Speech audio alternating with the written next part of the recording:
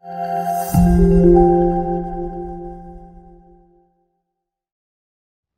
اللہ الرحمن الرحیم. تیسیر المنطق اور 11واں سبق جو ہے اس کا 2 حصے ہم نے کیے، اور جس طرح ہم پڑھ چکے تھے کہ جنس کی 2 قسمیں ہیں، جنس قریب اور جنس بعید. اس طرح فصل کی بھی 2 قسمیں، فصل قریب اور فصل بعید.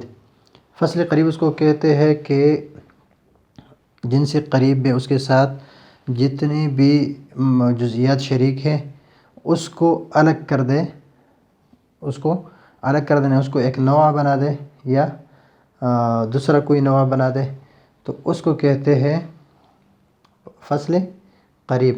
اور اگر جنس بعید میں سے کسی کو الگ کر دے جنس بعید میں، تو اس کو کہتے ہیں فصل بعید. اگر جنس بعید میں اس کے ساتھ جتنے شریک ہے اس کو الگ کرتے ہیں اس کو کہتے ہیں فصل بعید. اور اگر جنس قریب میں جو جزئیات شریک ہے اس سے الگ کر دے تو اس کو کہتے ہیں فصل قریب.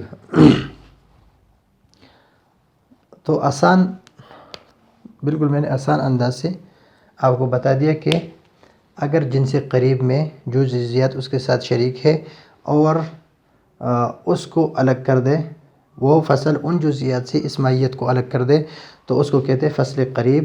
اور اگر جنس بعید میں اس کے ساتھ جو شریک ہے اس سے الگ کر دے تو اس کو کہتے ہیں فصل بعید. کسی ماہیت مثلا انسان ہے، انسان کی ماہیت وہ فصل ہے، فصل اس کے لیے ناطق ہے کہ جنس قریب اس کے حیوان ہے. جو جزئیات مثلا فرس ہے، حمار ہے، جمل ہے وغیرہ، یہ اس کے ساتھ شریک ہے. اس ماہیت یعنی انسان کے ساتھ شریک ہے کس میں؟ اس جنس قریب میں. وہ فصل یعنی یہ ناطق ان جزئیات مثلا فرس، حمار، جمل وغیرہ سے اس ماہیت کو یعنی انسان کو جدا کر دے تو اس کو کہتے ہیں فصل قریب. تو فصل قریب اس میں کون سا آیا؟ یہ ناطق. اس لیے کہ ہمارے پاس یہ ہے حیوان، یہ ہے جنس قریب انسان کے لیے سے قریب. اس میں جزئیات ہے، یہ بھی حیوان میں یہ فرس ہے، حمار ہے، جمل ہے، انسان ہے. ابھی یہ سب اس کی جزئیات ہے. تو ابھی اس انسان کو اس سے الگ کرنے والا مثلا حیوان ناطق ہم نے کہہ دیا تو اس انسان کو ان جزئیات سے الگ کر دیا جو اس کے ساتھ شریک تھے، جن سے قریب میں شریک تھے، اس سے الگ کر دیا تو اس کو کہتے ہیں فصل قریب. اور فصل بعید جو ہے کسی ماہیت کا وہ فصل، کسی ماہیت انسان وہ فصل ہے حساس کہ جنس بعید میں اس کے ساتھ شریک تھے درخت،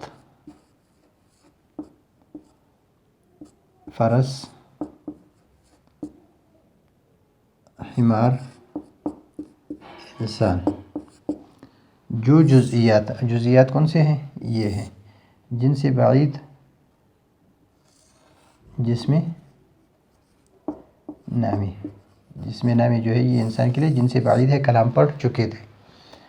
اس ماہیت کے ساتھ اس ماہیت کے ساتھ شریک ہے وہ فصل مثلا ہمارے پاس آ گیا حساس.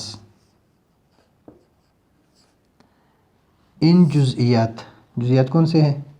درخت، فرس، حمار اور انسان. مثلا درخت ہے،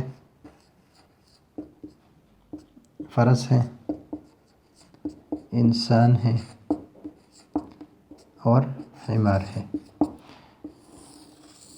یہ جنس اس کے لیے جو جنس بعید ہے، اس کے لیے جنس بعید ہے جسم نامی، یعنی وہ جسم جو بڑھتا ہو، وہ جسم جس میں بڑھوتری ہو، نشونما ہو. تو اس میں درخت بھی ہے، فرس بھی ہے، انسان بھی ہے اور حمار بھی ہے. اس انسان کے ساتھ ہم نے لگایا حیوان حساس.